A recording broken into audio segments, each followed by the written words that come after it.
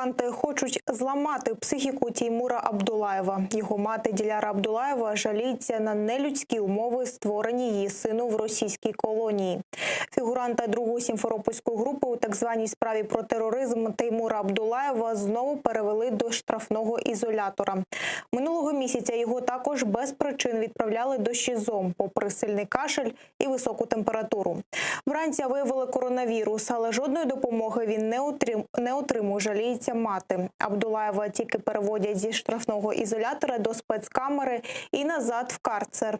Там він перебуває фактично в умовах катівні. А мати Диляра Абдулаєва переконана, її сину навмисно створюють такі умови, щоб зламати його психіку.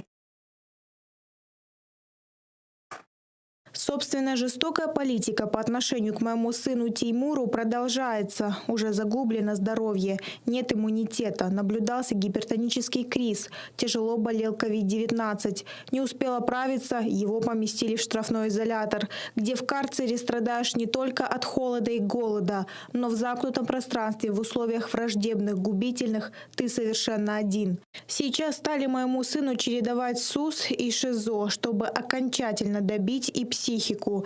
Такие пыточные условия и такой прессинг человек не выдерживает.